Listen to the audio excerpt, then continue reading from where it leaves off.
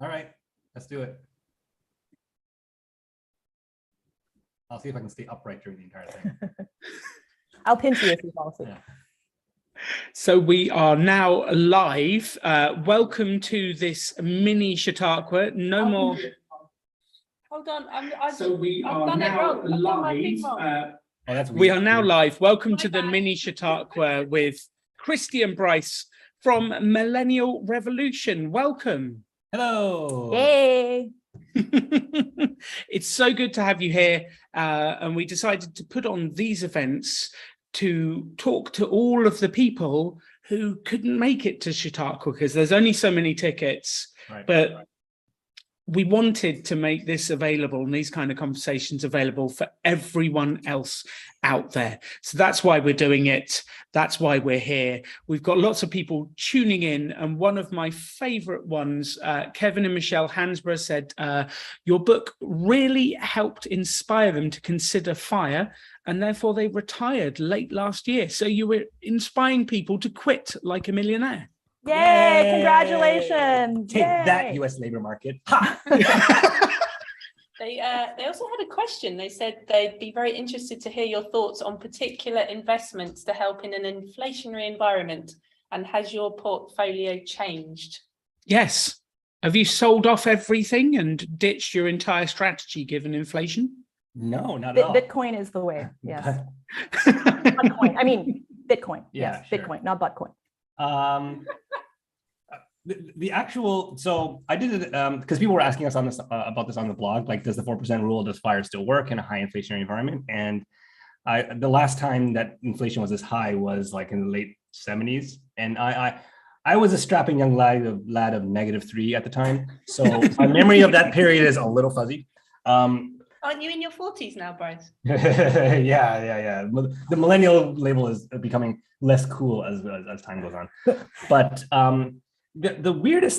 so the answer is, as I went back through like the history of the U.S. stock market, and you know, there's that famous statistic of the 4% rule that works in 95% of the time. The 2 or so failures that happened before 1973 or so, and the reason why that year is important is because before that, Richard Nixon had the U.S. on the gold standard, and being on the gold standard sounded like a good idea because it's like, okay, well, if the dollar is pegged to a physical asset, then it can't possibly run out of control. And what they end up realizing is because you peg it to the price of a commodity that you really don't have much control over, other countries can screw around with the gold supply, it can screw around with gold prices, and it can and you open yourself up to sovereign risk from, like, you know, back then it was probably Iran, but nowadays it's like Russia messing with the US economy. So after 1973, Richard Nixon took the US off the gold standard, and and the Federal Reserve then realized that raising interest rates was how you choke off inflation, right? Which is what they're doing now. And when I was looking at that time period, just 1973 till now, the 4% rule has never failed during that time. Yes. So the FIRE principles still remain quite strong in terms of what changes to our portfolio that we made. We at the beginning of the year, we reduced our exposure to bonds as much because bonds get hammered when interest rates rise, bond prices go down. So we actually went into a more equity heavy portfolio. It was like, right now we're 90-10, so we're kind of like cowboys like you guys. Wow. Yeah. Wow. The millennials have gone 90-10. Yeah. It's amazing. You're nearly caught up with the Donegans who are. I just want to mention that one of the reasons that made it very much easier for us to make that change is because the yield that we're actually getting over time, it has grown to the point where it actually covers our expenses and more. So it makes no sense for us to actually be more conservative, because even at 90-10, we can cover it with the yield. So why would we not take the risk? Yeah, that's the weird thing about this inflationary cycle, in that when inflation spikes up, usually it's because gas, and it's because of gas and food. I mean, like, those are the two big things, and gas, as we know, causes food to spike up as well if gas is expensive. And what happened was that, God, where was I going with this? Gas makes the food go up, gas prices. Yeah, I think the point that you're trying to make is as interest, like, are you trying to talk about bonds, right? You're talking about our Sure. pivot, Okay. Yeah. So normally away from bonds. Normally, everything goes down at that when inflation is high and interest rates start spiking. Like stocks go down, bonds go down, real estate goes down. There seems to be nowhere to hide, and that's generally true for most inflationary periods. The weird thing about this one is that unemployment still remains quite well controlled. I think in the U.S. it's still like 3-4%. In Canada, because of how we count it slightly differently, the unemployment is like 5%. I don't know what's going on in the UK, but the weird thing that there is one thing going up, and that's corporate profitability. Corporations are still continuing to make money, and dividends and they're increasing their dividends as they go. So even though our portfolio as a whole went down in value, when you look at the yield, that the companies are basically making so much money that they don't know what to do with it, and as a result, they're returning the profits as dividends, and the dividend yields are going up across all asset classes. So what we ended up doing is we pivoted more towards equities, and we pivoted towards equities that are a little bit higher paying in dividend yields. So the Canadian stock market it actually has a dividend yield of about 3.5%. The Europe is also similar as well. The US is quite low, but because of that, as Chrissy mentioned, we are now able to live completely off of the yield. So we never have to sell anything. So in a way, we realized that after this latest interest rate tightening cycle, that we really honestly don't care all that much about what the overall value of the portfolio is anymore, right? Because if you just leave it, it pays you. And that's the beauty of this whole FIRE stuff, that it teaches you how to extract an income in retirement in a way that is very actually quite resilient to a lot of changes that are happening over the past 3 years. The last 3 years has been insane, right? 2 years of pandemic, then a war, then oil crisis, then Brexit, and all this kind of stuff. And still, throughout all that, our portfolio has never stopped paying us, and they've never cut dividends significantly either. So, if anything, this period has caused us to become even more confident in our investing philosophy, and it's been working out great. Yeah, we haven't really lost a single night of sleep, even with the markets being very volatile, because it's just like the dividends keep paying, and they're actually raising dividends, so we're actually getting paid more. So it really doesn't matter. Another thing that I noticed that's really interesting is that I feel like the way that governments calculate the basket of goods that they use to figure out what the inflation rate is actually different for FIRE people. Your personal inflation rate is actually very different from what they used to calculate it. Because when I actually did some research into that, I realized that a lot of the stuff that people are concerned about, FIRE people are not concerned about. One of the biggest things is gas prices, because if they have to commute to work, and especially since a lot of people started working from home during the pandemic, so they actually moved out further away from downtown, thinking that they never have to go back. And then they went and bought houses in the suburbs, thinking that they wouldn't have to drive anymore. And then once the pandemic was over, they got called back to the office. So now you have this commute that's double the amount of time that it used to be. So now you're spending twice as long on the road, you're spending twice as much for gas, and that actually makes everything go up like crazy, right? So one of the reasons that's not applicable to FIRE people is you don't have to work anymore. So you don't have that problem. So that actually reduces your personal inflation significantly. Another thing is they're saying like grocery prices went up. Yes. Restaurants went up, going out to restaurants as well. Another thing is like when you go to work, you don't have time to eat. So you don't have time to prepare your own meals. So you actually have to go out and buy stuff, and you're forced to be there in the office, and you're forced to actually get takeout. So that would be a bigger portion of your income than if you were cooking the food yourself.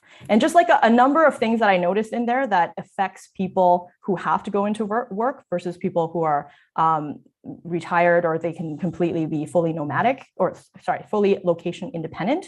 And that actually makes a big difference in terms of personal inflation. Because I actually haven't noticed that much in terms of personal inflation for us. Like our dividends, they raise dividends by about 10%, but our personal inflation rate is still like 2 or 3%. So like I just did not see any of this 8 or 9% that they were predicting for everyone else. But for FIRE people, personal inflation seems to be different from what the basket of goods that they're using to evaluate.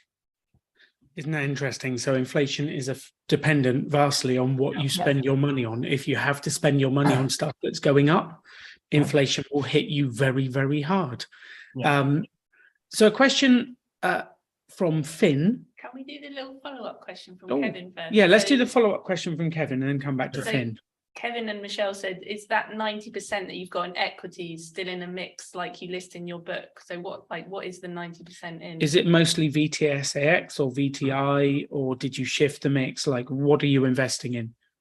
So we, because we're Canadian, we invested it, like we split it up evenly among Canada, US, and Europe. So it's that 90% is 30% the TSX, which is Canadian, 30% VTSAX, which everyone knows, and 30% the EFI index, which covers Europe, Australia, and the Far East. So so it's an internationally, like globally diversified portfolio, so that, you know, not one thing, not one geopolitical event can hit an asset really, really hard. I was super surprised that EFI, the EFI index, after the war in Ukraine, did not collapse, and in fact, they actually paid their dividend, and it was higher than last year.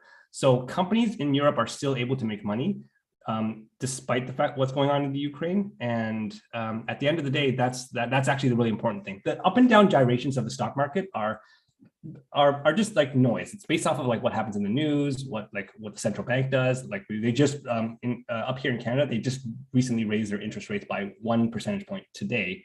So that was like a big effect. But as long as corporations continue to make money, it's a good investment. I do love that phrase, the gyrations of the stock market. The gyrations. I feel like Yeah. And, like, getting down on it. Very sexy stock market. It is. I enjoy it. Yes, yeah. We've just stuck to most of our investments are in the developed world, excluding the UK. That's the index fund we have. So we kind of just mirror the developed world in our particular one. We own a bit of emerging markets, so it's very similar to a global fund. Do you have any patriotic UK exposure? Yeah, some legacy historic stuff. Okay. You don't seem very proud about it. The actual, this is a really interesting point about not picking countries. The UK market has done really badly for the last decade. Oh. Like it just has not performed at all for about a decade. So if you were to choose, have home country bias, if you lived in the UK and owned UK, or you were to choose a particular country, there is a risk that country just doesn't do well. So why pick countries? Just buy a global index fund or a developed world index fund. And then if one country doesn't do well, vis-a-vis the UK, you don't have a problem with it. Yeah.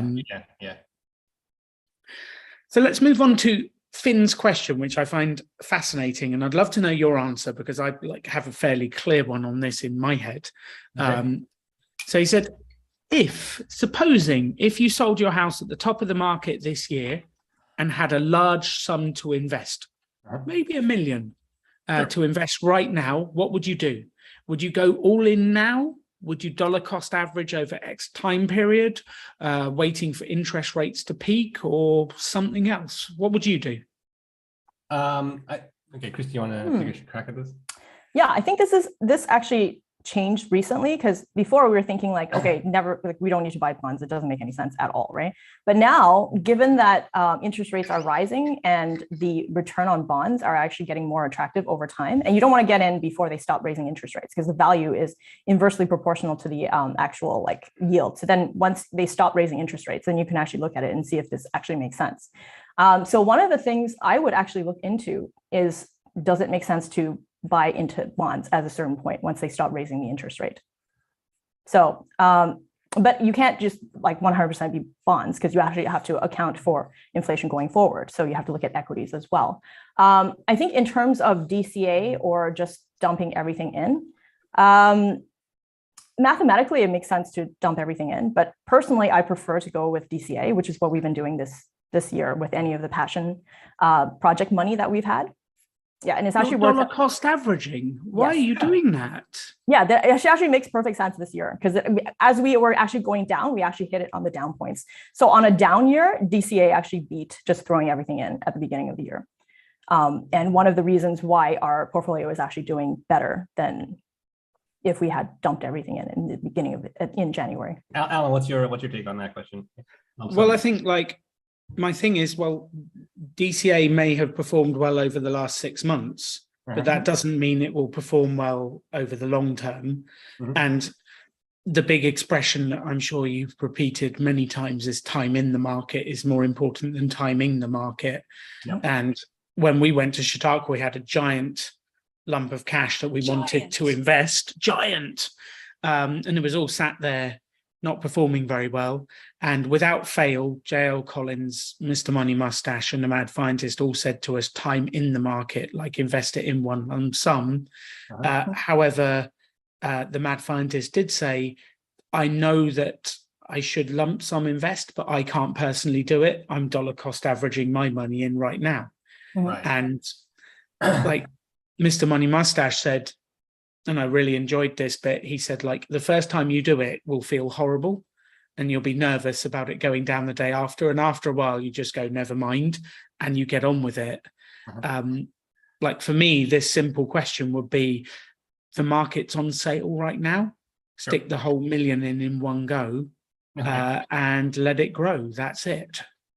Yep. I think that makes sense because you are a seasoned investor. But for someone who has been invested in housing the entire time and they have no experience with investing, I personally, in the beginning, that was not fun for me, like to throw all that money in. Like it just, especially for someone with my background who, grew up in poverty, and like I may have, if I had dumped everything in, freaked out and pulled everything out, if I never had that experience of what it's like, versus having the mindset, like, okay, so when you're an engineer, one of the things we do is we don't just like throw everything in and then see how it goes. We kind of do a stepped approach, like kind of a staged approach. Because when you go in a staged approach, when you make mistakes, you can correct it as you go. And you can actually get a feel for it as you go. So it's not like just jumping into the deep end of the pool. It's actually like wading in shallow and then until you go into the ocean to make sure that you're actually comfortable with it. And you don't do something stupid, like dump everything in and like next day it drops and you pull everything out. So I think for someone who actually has been invested in real estate this entire time and they haven't actually invested in the market, from like, yes, time in the market is important, but your mindset of being able to stay in the market and not freak out and sell everything, to me, if you're not a seasoned investor, that's more important. So Finn, as you're realizing that this is a question of some debate even inside our community. One is like the lump sum argument is the pure mathematical, like you pretend you're a robot and you have no emotions, or you're very seasoned, just used to everything answer. And then the DCA is the psychological, I'm nervous and I don't know if this is the right move kind of thing. Most investors, especially new investors, are in the second category. So but both Chrissy and I kind of know that lump sum is the right thing to do, but we kind of advise people on the blog because a lot of people on our blog are new investors, right? So what I like to say to tell people is whether you pick one or the other, it doesn't matter as long as if you do the DCA thing, as long as you like in a disciplined, regular fashion, kind of invest a part of your money every kind of month, no matter what happens, kind of thing. So like even like you don't want to get into the situation of DCA means I'm going to wait for the trough because what inevitably ends up happening there is you just end up sitting on your cash forever, and because you never know when the trough where the trough is until you're already past it. Yeah. So as long as your DCA is as long as your DCA schedule is such that like in a year, one way or the other, you'll be completely invested, then you're going to be fine. Because the real answer is not the really important part of your portfolio's performance is not what happens in the year that you invest, but in the 30 plus years after you get everything in. And whether you do it all in one go or a little bit every month so that you're all in 1 year, doesn't really matter in the long run. The most important thing is you pick the method that makes the most sense to you psychologically so that you actually do it. Yes, because the only way, I always find this fascinating, the only way you lose money is the dancing in and out of the market thing. Yeah.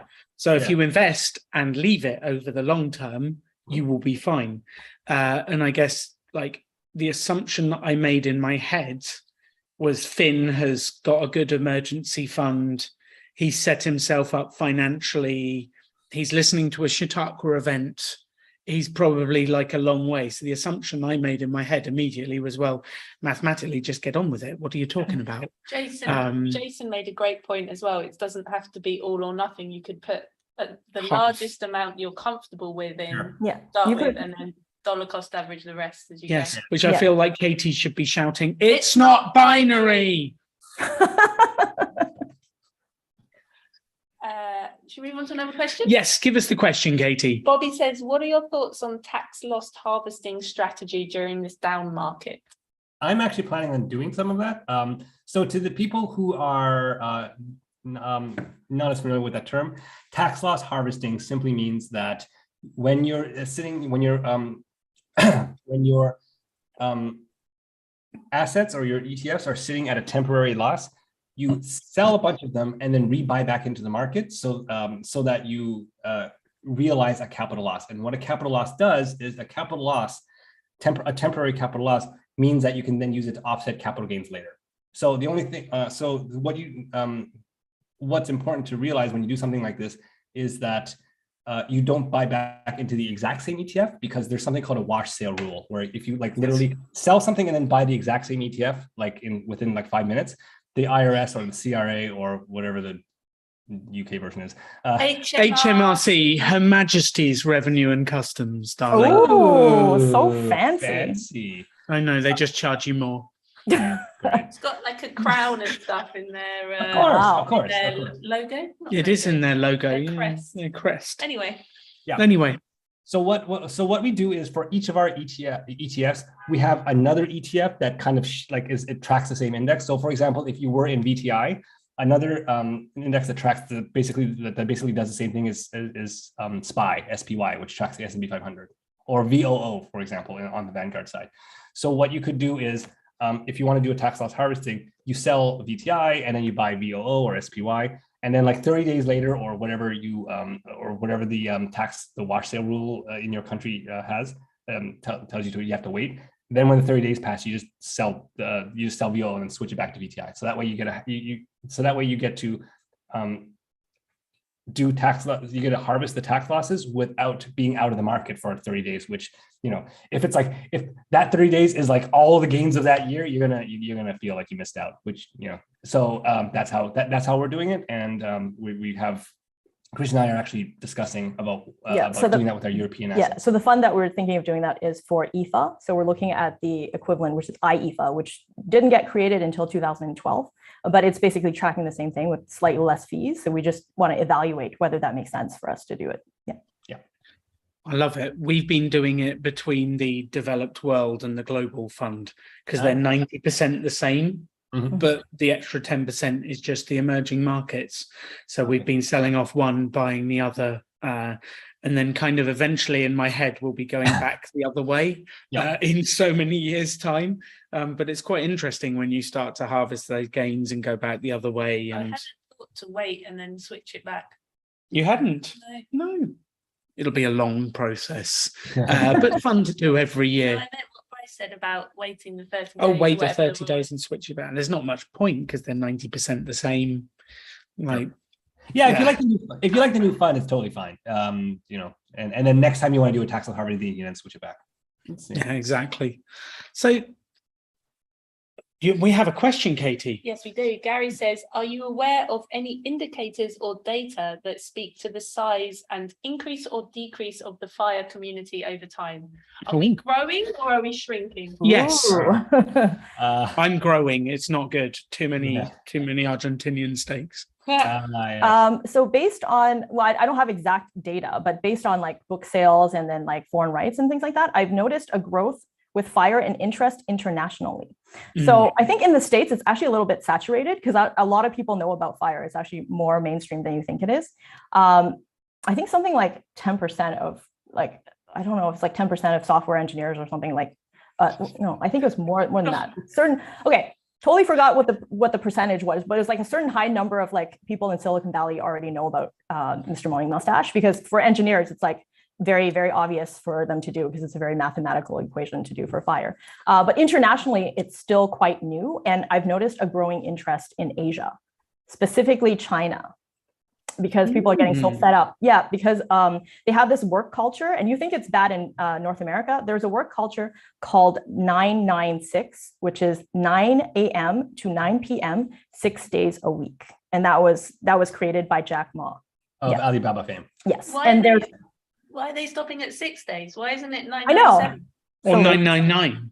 Ooh, 999 90 or Well, we got 666. very confused in Colombia because they have 8 days per week. That's Oh. like they say we'll see you in 8 days, and that means in 1 week's time. Very confusing. And 2 weeks is 15 days. Yeah, 2 weeks is 15 days in Colombia. So get ready to be That's- confused what? at Chautauqua. Okay, That's that is really so messed up. bizarre. That's So what's bizarre. after Sunday then? Like, what do they call it? They count the day that they're on. So they're like, if today's Sunday, they're like, Oh. see you in 8 days. It's like Sunday, Monday, Tuesday, Wednesday, Thursday, Friday, Saturday, Sunday. Okay, so Oh, double count it. Okay. Interesting. Very weird. Yeah. So I think fire is growing internationally. That's what it seems like. Yes, Katie was in an article in the Sun newspaper earlier in the year, and it got picked up massively in India. Yeah. So we had a whole bunch of people join the Rebel Finance School course from India. Oh, nice. I got a message from a waitress at the restaurant we were eating in Oaxaca saying, "I've just seen you and Katie in a news article. You came here every day for breakfast. What's going on here?" And it's fascinating, like how that stuff happens, and it is spreading around the world very, very quickly. I do think it's interesting because in some of the more saturated countries, I think a lot of people have decided they can't do it. Which is fascinating because they're in the wealthiest countries in the world, decided they can't do it. And it's the other countries that are now growing there. So it's very fascinating. Katie, we have another question. Yeah, so Lorena, so she started a podcast in Spanish called De Peso a Peso, thanks to the FI groups. And I love that. Love that. Thanks for pointing out the scarcity mindset.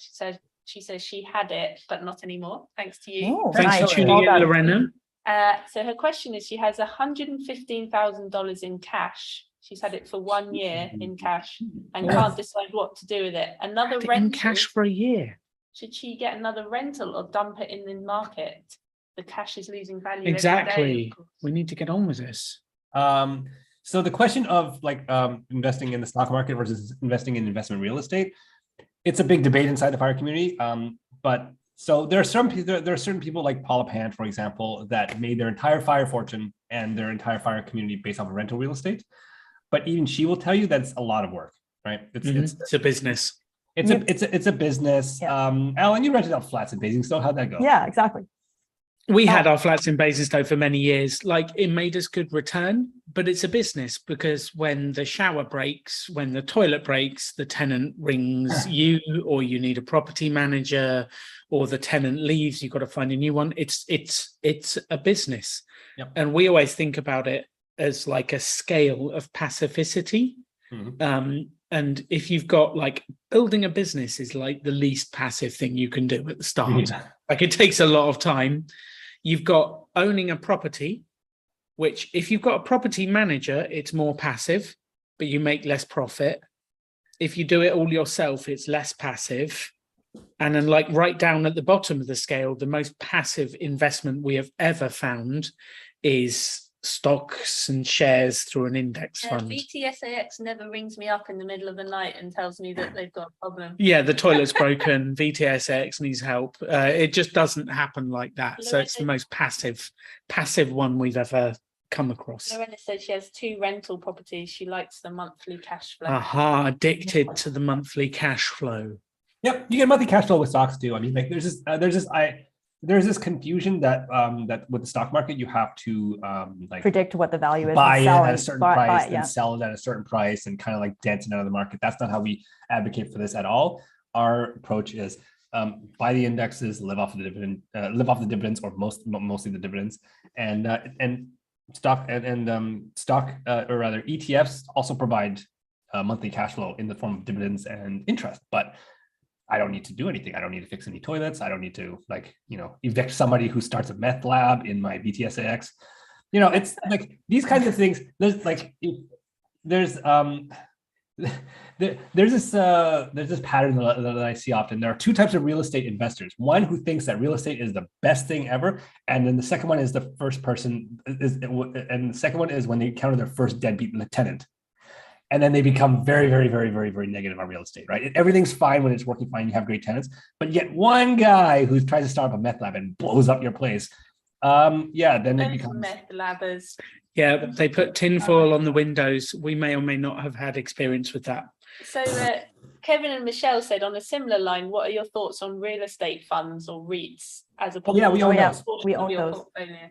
Yes, we own those for many years. I think we've simplified it so that the REITs are gone now. But a REIT is a real estate investment trust, and what REITs do are they're kind of like these corporate landlords that buy up shopping malls, nursing homes, hospitals, apartment buildings. They manage it professionally, and then they collect the rent, and then they return it back to you as rental income.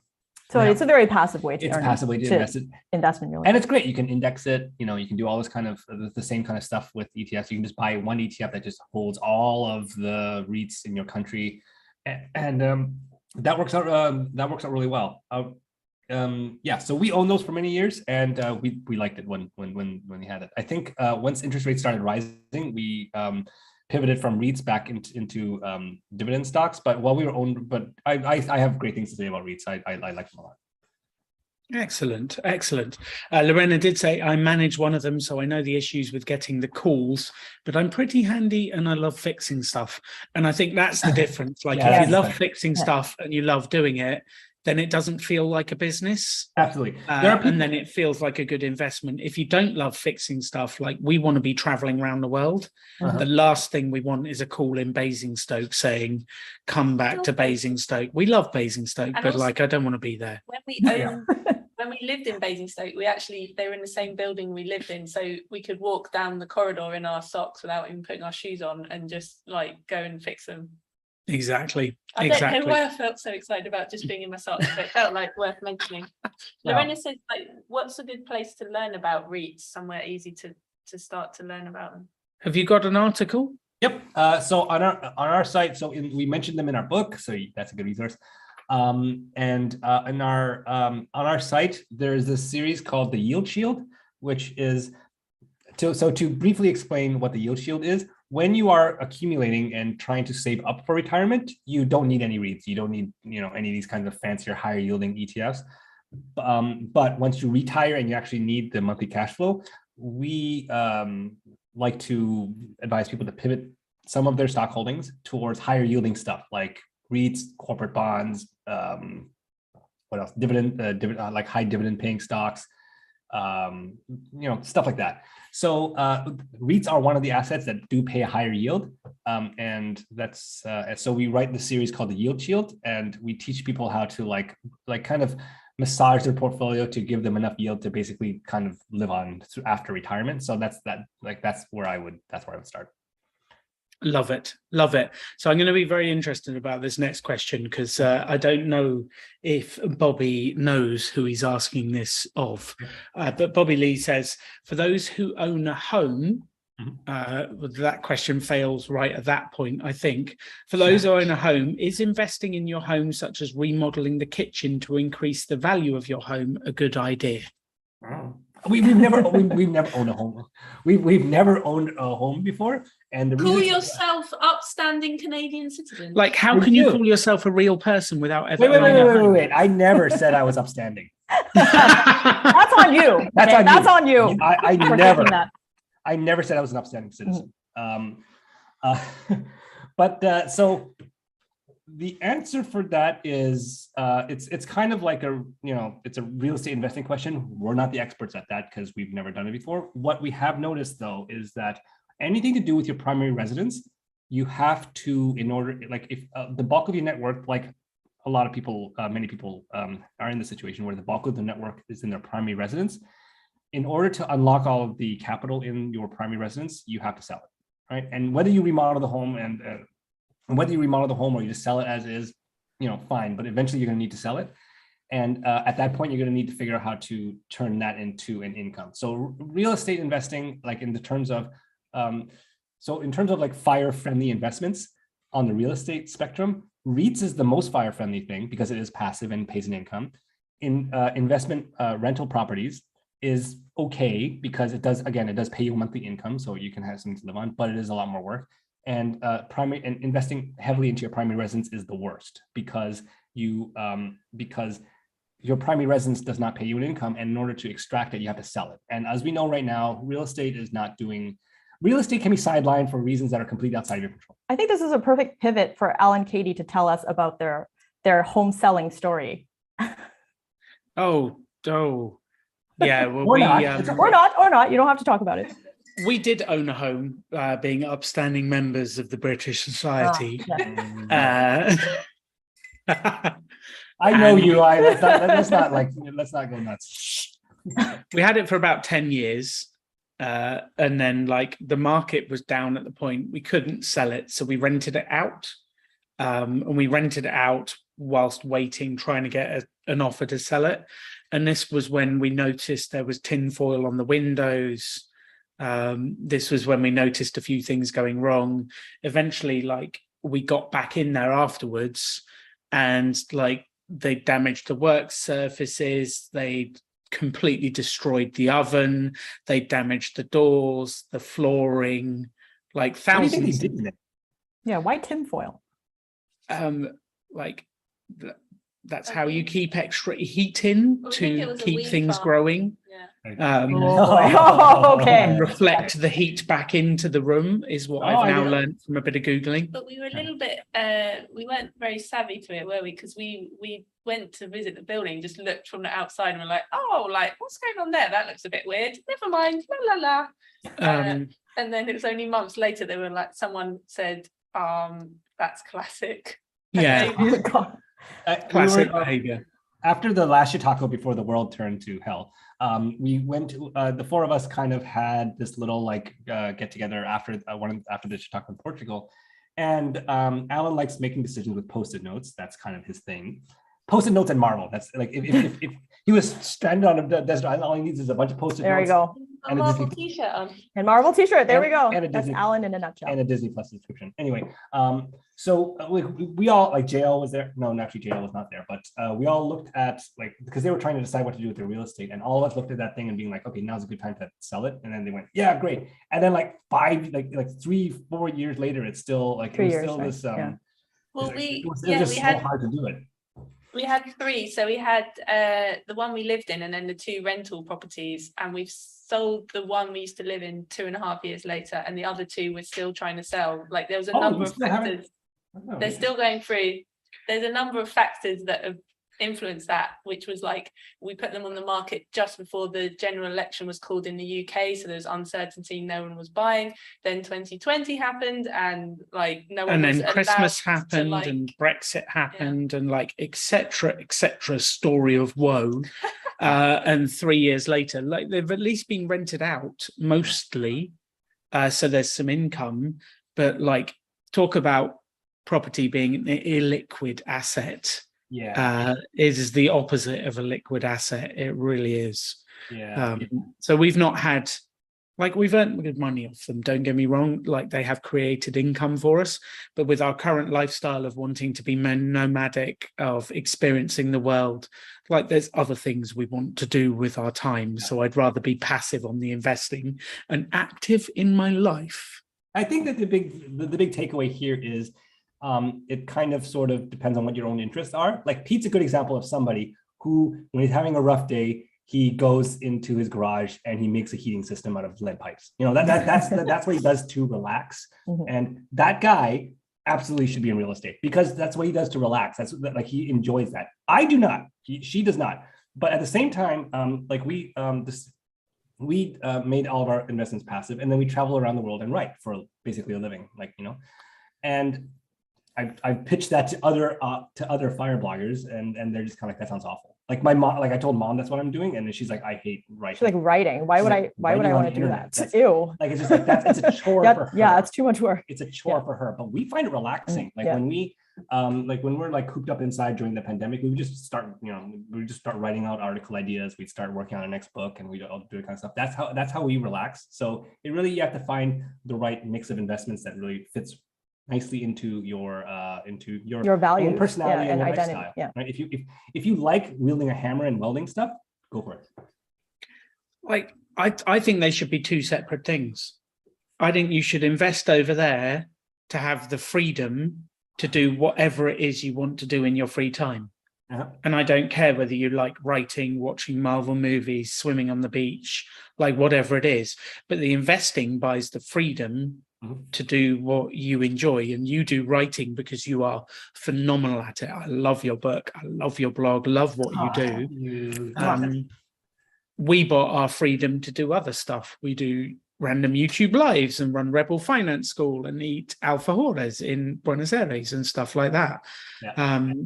So it comes back to food, doesn't it? Always. So I think, like, yeah, for me, I see investing is the vehicle that gets you the freedom to do what you want. And I think actually confusing the two, like, sometimes leads to problems because you start to make decisions about what you want to do, not what's mathematically invest. So I'd always say, like, invest mathematically and then do what you want to do with your life freely. And if you want to do construction projects, do it. It's really interesting, those things. We did have another question which I'm interested to hear your thoughts on. So just going back slightly, Javier Torres says, any thoughts about mimicking David Swenson's endowment portfolio at Yale? I have no bloody idea who that is. So,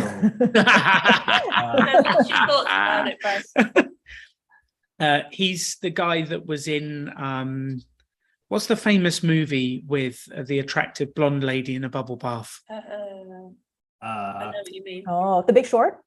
Yes. Yeah, The Big Short, classic movie. That's what you got from that movie. That was like Margot Robbie. That's the only thing he cares about in that Margot movie. Robbie in a bubble bath explaining financial terms, like that made my day. But it's quite interesting. He also featured in one of Tony Robbins' books that wrote about different investment strategies. Like, well, it sounds like I know a little who this guy is. So I'm going to throw this over to you because I'm just like. So for a little bit, like for me personally, I'm like, stop messing with your portfolio and just go straight index investing. You don't need to do any of that. You can mimic all these people, you can do extra work. But I always come back to the more work you do on your portfolio, the less the performance is over the long term.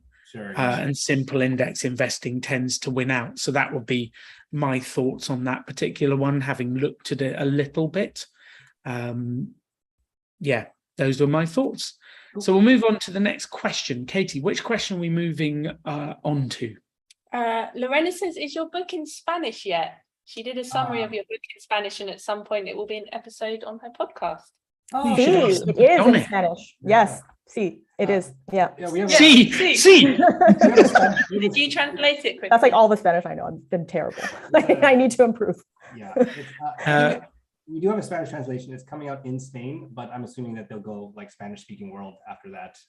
But yeah, is it out yet? I need to check when it's, I think it should be out soon. Yeah, we're just working on the final details. I know that we're doing this because the Spanish government asked us for all sorts of paperwork. Oh my God. To figure out how the taxes work, so that Spain and Canada have this like tax treaty to prevent double taxation. So we had to go through like a month-long process to get the paperwork from our government, and then to like certify that like the taxation and the numbers and all that stuff. Yeah. Them and the Germans. So I know that's coming up. I thought you meant that, like, in order to be allowed to write the book, they wanted to like vet you and give you the stamp of approval. But you meant for the tax. Oh, no, for taxation. It's like, no, I don't like you as a person. Get out. No Spanish for you. I think with the European versions of the book, they kept most of it, except they maybe kind of might have cut up like the US specific 401k stuff. But Lorena says fantastico, and it's it was quite interesting. This last week, we were in one of, I think it's the second most beautiful bookshop in the world, happens to be in Buenos Aires. Wow. And we found J.L. Collins's book in Spanish. It's just come out in Spanish. So it seems to be changing now. And with your book coming, I love how it's spreading around the world. Rebel Business School has started in Spanish as well in Colombia. Oh, love it. Things are changing. You've been in South America for a while now. How's your Spanish? Sí, está bien. Podemos hacerlo en español si quieres. Very nice. It's It's okay. Like I have actually tried to explain the stock exchange in Spanish and managed to do it. So Wow, that's very impressive. We can't even I can't even do it in Chinese. I'm Yeah. just terrible at it. because like fire doesn't actually make any sense in Mandarin. Like It's like because It's like fire is- financial freedom. Fire is like an acronym which doesn't actually exist in Mandarin. So when as we are like our Mandarin edition just came out and she had to review like some of the chapters and then my she's like, God. wow, I have no idea what some of It's these like words I've are. never heard of this before. Yeah, It's like I'm learning all sorts of things, how to say it in Chinese. yeah, it's So good for you for being able to explain it in Well, Spanish. Well done. Lorena's invited you on her podcast. I love that. Sí, Lorena, podemos hacerlo juntos, por favor. Sometimes my words fail, so I need my Spanish-speaking wife with me. Jason says he loves that bookstore in BA. It is the most incredible bookstore. So if you're in Buenos Aires, come and say hello to us. Next question. Next question, Katie. So Bobby says, do you follow or recommend any FI bloggers other than yourselves, JL Collins and us? Ooh. Ever the flatterer, Bobby. I love it. Yes, thank you, Bobby. yeah. So those three obviously are the core pieces of information that you need. Money Mustache is always classic. Mad Scientist is also like he's a good friend of ours. Great podcast. Great excellent podcast, and he's now a musician now. Like he does electronic music, so he does that on the blog as well.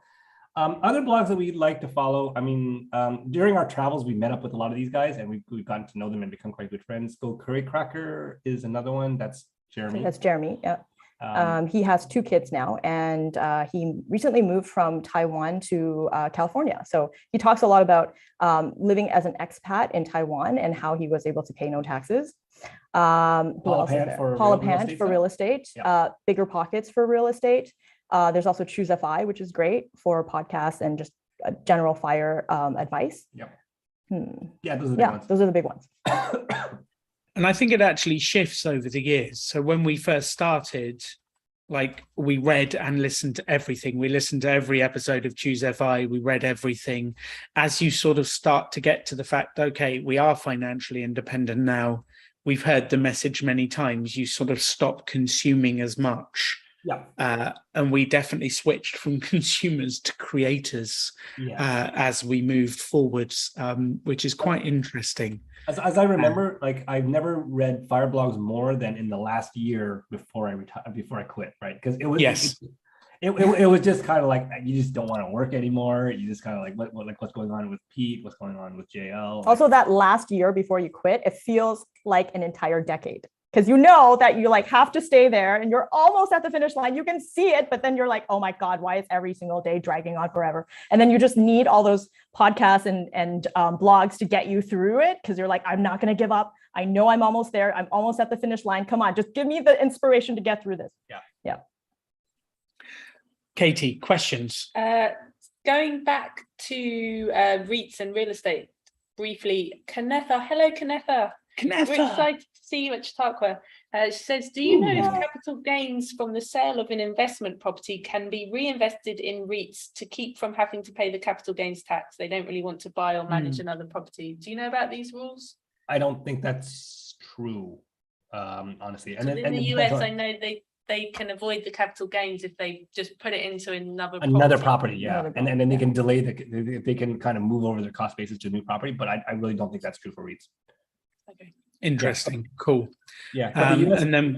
But the US also has like it exempts a lot of your like the first 500 or something, or 250, 500, something like that, 1,000 of capital gains on your taxes. That's amazing. They have amazing allowances in the US. Grand. We get 12 grand. It's ridiculous. Yeah. Well, I mean, like, yeah. If you do end up selling your real estate, try to do it after you retired so that your income drops like January, February or something like that, because then you'll be taxed a lot less. Thorncell Shelby says the last year does feel like a decade. Currently in the final 9 months. You can make it, Thorn. You can do it. Come on. One of us. Come and hang out with us. I have a story about that. On my last 2 weeks of work, so I had a director who didn't give a crap about like anybody in the team, and she hardly ever went around to talk to anyone. And then there's these things called like each employee gets evaluated, but you also evaluate your director. Yeah, at a certain high enough level, like the employees can evaluate them. So she got a really bad review for that quarter. And that was the first time she ever showed up in the office to say hi to people and shake their hand, because we had never seen her before except on video calls. And then so she came over, and like at the time I was making big crosses on my calendar, counting down the days. So I'm like crossing. She's like behind me and she's like taps me on the shoulder. I'm like, oh, hi. And she's like, oh, I just want to say like, thank you for all the work that you've done, and shaking my hand and saying all this stuff. And she walks away, and then I see she's gone, and then like start making X's again. And then all my coworkers just like cracked up. Yeah, I was not being I was totally like, very professional, not being obvious about the fact that I had one foot out the door at all. At what point did you tell people that, or did you tell your co-workers that you were retiring, or did they think you were, what did they think you were doing? No, I just let them think what they wanted to think, because I just said, oh, I'm leaving, and yeah, I just wanted them to like put in their own story, and the story that they all put in, you could tell if I'm looking at their eyes, I just like, oh, this stupid millennial is just gonna do a gap year and ruin her career. And I'm like, yeah. And then like, what was it? Okay, so we let them find out about it on the news. Yeah, like a year later, and then it came out on like the biggest news outlet in all of Canada. And then I got like 50 text messages from my coworker going like, you did what now? How come you didn't tell me this? Yeah. Okay, we need to go out for a coffee now. Yeah. So that was fun. Yeah. So we told Anderson. So Anderson Cooper learned about our plans before our coworkers. Oh, and you know what's really fun? Here's another thing that's really fun that you can do. So you know that star in like Mario when you're playing the video game, and you get those like invisibility star, and it's like dun, dun, dun, dun, and you can like run through like all the bad guys and nothing bad happens to you. Yeah, so I printed out that star and I put it on my cubicle just as a reminder to myself that it's like, I'm invincible. You do whatever the fuck you want. So that was very, very useful for, just to get that energy, to have the energy to get through the last couple of months. It was very helpful. I love it. Love it. Should we have Damon's question? So Damon, he also recommends, when we're talking about blogs, A Purple Life, who is also tuned in. Yeah, I haven't read A Purple Life yet. Yes. Hi. Yes, she's wonderful. So great to see you. Yeah. She told me recently that she's traveling the world, and she went to Mexico. So awesome. So cool. I love traveling. Yeah. So Damon's question is, how far, this is he's got a two-part question, hasn't he? That question. It said, Alan and Katie, how far did you reduce your belongings to travel as you are? And then the second part to Christian Bryce, are you lean belongings renters because of your love of travel? So should we answer first? Yes, yeah, go for it, Katie. How far did we reduce our stuff?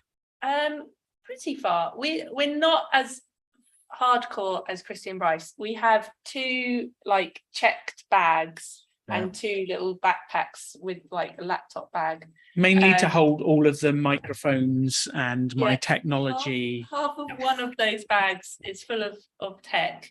We do have some like sentimental stuff and a little bit of extra clothes in my parents' house. There's some Lego at your mum's house. Yeah, there's certain Lego sets like the classic Tumbler limited edition series I can't get rid of. But yeah, we travel with 2 giant bags and 2 backpacks, and we got rid of nearly everything, which was an epic sell-off. That was so cool. You guys were showing, like, watching the progress you made as your like condo got more and more empty. That was pretty epic. Yeah, we got to a certain day where I was like, Katie, we've given away our bed. I can no longer stay here. The day the bed and the sofa went, it just didn't feel like our home anymore. We're like, oh, we need to just like stay in a hotel for the last couple of days. Yeah. So are you two still, do you still have very minimal stuff? Because you normally carry like 1 backpack each. Yeah. Or do you now have a house full of stuff? Have you bought drapes and countertops and stuff? Yeah, we're so domesticated now because of the pandemic. So domesticated. So when we first started traveling, we didn't actually know how much stuff we would need. So we actually brought more than was necessary. So I'm also really like, I'm frugal and I don't like to pay extra for check-in luggage. And I'm also like lazy because I don't want to wait in line for check-in luggage. So we're like, okay, what are the constraints that we can have so that we don't pay for check-in and we don't have to wait to like check in luggage. So we had 2 backpacks. So we got 2 backpacks. They're the Osprey 40-liter backpacks. And I know that they're good because it's vetted by my friend, the flight attendant who came to a previous Chautauqua. I saw she had the exact same bag. I'm like, oh, it's flight attendant approved. You know, it works for every single airline. So we have those two backpacks, and then I have a purse, and then you had a computer bag.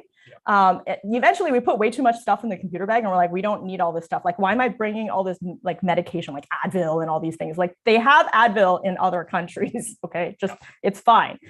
So then we got rid of that one, and now we have a smaller like day pack that actually seems to be working out a lot better. And we generally just carry like 1 week worth of clothing, because if you live out of Airbnbs, you can just do laundry there. So there's no need to carry all this extra stuff. So during the pandemic, because our nomadic life was completely like destroyed from having to come back to Canada because like the pandemic, but also like a family health emergency. So we started living out of Airbnbs for a while. Until eventually got a long-term rental because we needed to be around to help family. So that ended up accumulating some stuff, but I'm still like, once you develop that minimalist mindset, it's hard to let it go. Like, you're just like, every time you want to buy something, you're like, but does this, it's like the Marie Kondo thing. It's like, does this give me value and joy in my life? And if it doesn't, I don't want it. Like I'm more about the quality rather than the quantity. So it's like, are these pants going to be shorts as well as pants, but also swim trunks? But I can also kind of wear them to like a conference. Yes. Okay. Checks off 4 boxes. I will buy these. Yes. For me, it's, can I stick it to a wall and write on it? Or is it Lego? If yes, buy. Those are the two. Yeah. Who needs clothes? Anyway, moving on to a question we've had about finances. ST says, I'm 1 year from FIRE. Ooh. And I'm at an 80-20 stocks bonds split. Current yields are only about 15K a year. I'm assuming then like that doesn't meet, but he said only doesn't meet what he needs to live off. Do you recommend a 60-40 split for your first few years of FIRE, or moving to high yield indexes? So that's part of the yield shield series that we did. So the short answer is yes, I do recommend that. Going to 60-40 doesn't make as much sense right now because bonds are still going to continue to be hammered for a little while and the yields aren't that great. But where the VTI, the S&P 500 index is yielding maybe like 1.5%, a like REIT or a dividend index or whatever might yield like 3.5 to 4.5%, right? So like if you mix those kinds of things into your portfolio and do it in such a way that it meets or mostly meets your income requirements, then your pressure to sell in a down market is much, much less. Like right now. So yeah, we do recommend that you go to higher yielding assets rather than bonds, because bonds are right now not a high yielding asset. Great answer, which actually leads us on to the next question. Yeah, so Clara says, we just became FIRE in January. Congratulations. Ooh, congratulations. Nice. They chose to retire a little bit over their FIRE number so that they'd have a buffer. Would you consider the current recession and inflation being a sequence of returns event where people just recently becoming FIRE have an increased risk of running out of cash later in life?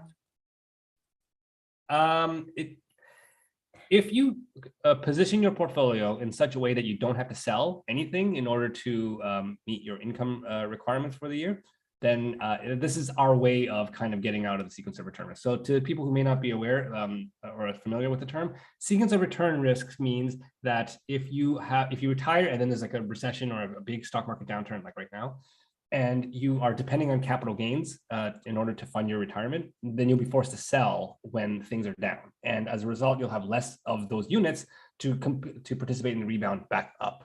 So this has always been a challenge for the FIRE community. And there's a couple of solutions to do it. One is just work longer and save up more money. The second, that might take a while. We actually ran into that exact situation of sequence return risk when we left, because 2015, Americans may not have noticed this, but that was the oil crash. So basically, for Canada, that was actually a bad year because I think our portfolio was like negative for that year. So one of the things we did, because we actually pivoted towards the yield shield, it's kind of like what we're doing right now, in which I don't actually feel stress, even though the markets are down. That was one of the things that we did. The other thing was actually we started traveling. One of the benefits from traveling is that you can live off like almost nothing. Like when we were in Thailand, we were living on $20,000 a year. So that was like, even though our yield is much higher now. Canadian dollars, which is barely worthless. They always make fun of us. They're like, what is this Kanakistan money that you're talking about? Like, when are you going to be millionaires in a real currency? We're millionaires in US dollars now. Thank you very much. And euros. And actually pounds. Which are the same thing Pounded. currently. It's 1-to-1 today. Oh that's my so God. Yeah, that's freaking crazy. weird. Yeah, That's that's Parity, first time since 2002. wow. Do you, That's think, do you think the pound will come down to the euro level?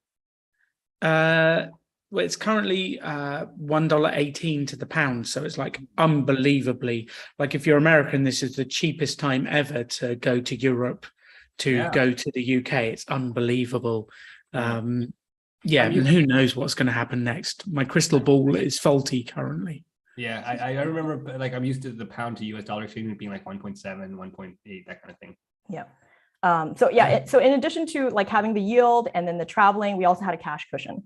So that prevented us from having to withdraw during 2015 when the portfolio was down. So if you use those three methods together, it actually helps you avoid this sequence of returns risk. Which pretty much answers Lorena's question. Would you have cash for 1 year for the first year? Can you explain the shield concept? Like that cash bit is what stops you from having to sell off.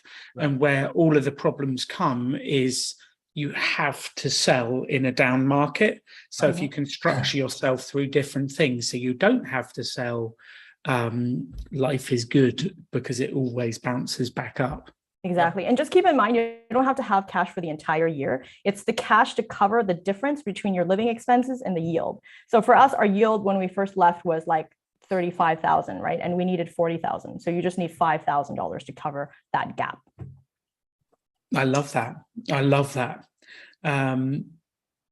Katie, what's that next question? Oh, this is Clarice, because it was her question about the sequence of returns event. So she says, thanks. So not relying on capital gains and having some other strategies like a cash cushion, geo arbitrage, etc. Yeah. Yes. Geo arbitrage is amazing. I love it. I'm such a big fan. Did you think it was going to be that cheap to travel, Alan, when you first left? Like, our first year was quite expensive because we like stayed in the Hilton in Beverly Hills. That's a mistake. Everybody does that. Our first year was very cheap. Oh, our first year was very cheap. Back to the UK and live in lockdown. Yes. Oh, right. The second year was quite expensive. But like living in Argentina currently, our Airbnb's 32 a night, £32, but 32 a night, and then eating out, you can get the finest steak for like £6 or £7. Like, so we have steak 3 times a day. Excellent. I remember you took us out to like a burger place, I think with your brother, and like a burger was like £9 in the UK. Yeah, in the UK it's like £12-13 a burger. It's ridiculous. And over here it's like £4 if you go to the fanciest joint you can find. Yeah. But then like it comes with some downsides. The inflation here is ridiculous. I think it's gone up even more, but they were saying it's been 65-70% this year so far. There is a black market for dollars and euros because they have such high inflation. They don't want to keep their money in pesos. So you can get about double the rate of return compared to the fish. It makes everything half price. So the official rate compared to the market of swapping your cash it's called the blue dollar rate. You get double the amount of cash if you sell it to locals as opposed to getting the official rate. And it's really interesting when you start to play that game, but it does make it very difficult to buy anything online because if you pay with a credit card, you get the official rate and it feels very expensive. And if you buy anything from outside Argentina online, they charge an additional 30% import tax. It's crazy. So like when we're talking about 9% inflation in the US, 10% in the UK, like it's not even hitting the sides compared to Argentinian inflation. Lorena says go to Chile, less inflation. There's a bit of instability, but very similar to Argentina. Perfect. Check it out. Lorena, we will check it out. So look, this has been fun. The hour has absolutely flown by. Do you have any like closing thoughts, comments, ideas for people? What would you like to say to the fabulous, maybe future Chautauquans that are listening? some current ones as well. And some current ones. Current ones. I think that fire has weathered so many once in a generation kind of like events. Yeah. Like we started doing this fire thing like right at 2008, Mhm. right? And that was, everything was like collapsing and they weren't even sure whether like money be worth anything. Back then the Canadian dollar went to parity with the US dollar, which was an interesting time. Yeah, I know, our dollar was actually worth something. Yeah, people were asking to be paid in Canadian dollars instead of US dollars. We were like, You're oh my kidding. God. Oh yeah. Yeah. Yeah, so I mean, like since then, there's just been so many. Again, the media keeps saying this Yeah. once in a generation time, and there's been like 4 of them, right? Yeah. And I'm like, 2015, government shutdown, 2018, The Trump stuff, 2020, and now 2020. within high inflation. Yeah. Yeah, I mean, like, but the principles around fire keep surviving, and nothing seems to be able to knock it off of its perch. And if anything, what the pandemic has really taught everybody is that work can be remote, and it's when we were first starting out, the idea of being a remote worker or a digital nomad was very strange, right? I mean, like people would go, like, I don't get why you're doing this. I don't think it's good. Like tech companies would famously say, don't do this because it's bad for innovation. Yeah. Then 2020 hit and everyone was forced to do it, and then everyone realized it wasn't so bad. So in many ways, even though the macroeconomic environment seems pretty dire right now, it has never been easier to go after financial independence, because it's much more accepted for people to be separate, like to be living in a different place than they work. So that is the biggest change that I've seen about the fire community in the past couple of years. I remain optimistic about fire. I think it's going to continue to perform well. And yeah, I have no regrets. I'm so glad that I'm so glad that I did this, which is why I keep I'm kind of like yelling from the rooftops about how great this is. And it's great, and everyone should do it. I love that. Christy, do you regret working towards financial independence? Oh yeah, worst thing ever. Everybody should just not retire. Just keep working. Just keep working. Retirement's terrible. There is a concern that if too many people do this fire stuff, that all of a sudden the economy, like the stock market and the economy, like if everybody quits their job, then all of a sudden it doesn't work anymore. But then what we realize is that most people don't have the personality type or the patience to do something like this. Most people, during the pandemic, like their first response to low interest rates was, I'm going to buy a house in in the middle of nowhere in like a rural community, and getting into debt. And now they're in a lot of trouble. That's what most people are like, because they don't have a lot of impulse control. I think what it is I think we made the distinction and realized that fire is not a get rich quick scheme. Like you said, it's like a stay rich scheme forever, like not scheme, but stay rich forever strategy. And the thing is, people don't want that. Like they want a get rich quick scheme. That's why did so many people buy Bitcoin during the pandemic? People were taking their government checks and then just buying Bitcoin. And like, look what's happening with Bitcoin now, right? So you can't bet on that. When it's going up, it's great. But when it's going down, damn, you're in a world of pain. So I think one of the takeaways that we realized is that in addition to the fact that fire is a stay rich forever strategy, because of the pandemic, even though so many shitty things happen, one of the opportunities that came out of this is that there's now more and more like location independent workers than ever, right? And that concept of digital nomadicism, like when we first started traveling in 2015, people thought that was the weirdest thing. They just thought it was some fringe thing. Like, what? Digital nomadicism, working in another country? Are you insane? Like, you're just going to come back and you're never going to have a job. No one's ever going to want to hire you again, right? And just geographic arbitrage was scary to people and confusing.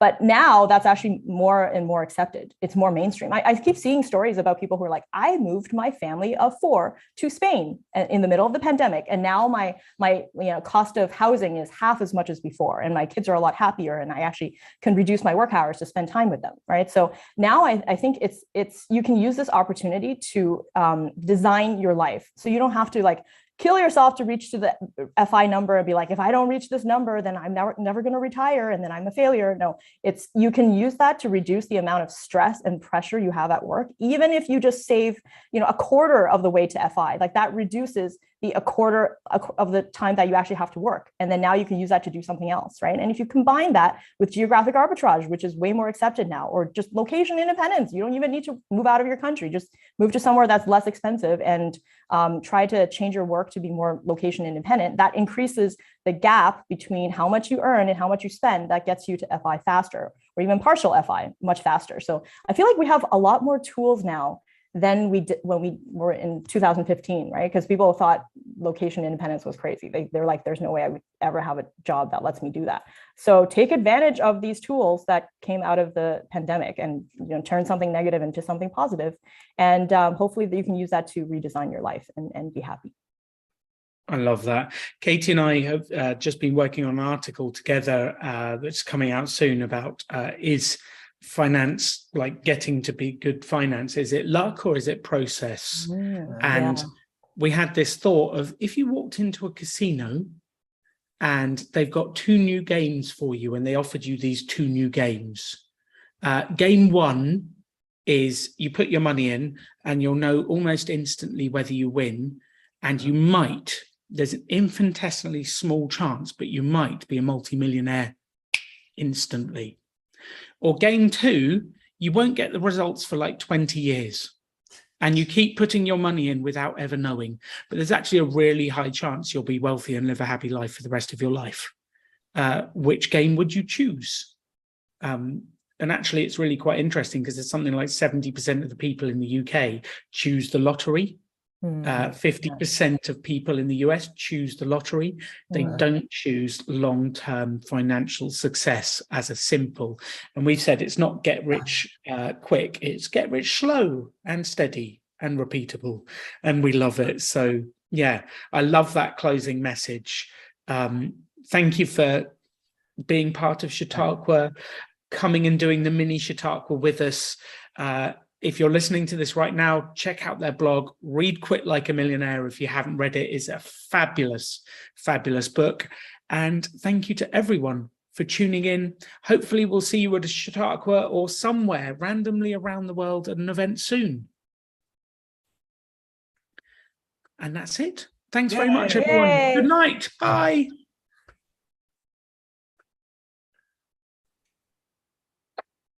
Good All right. work.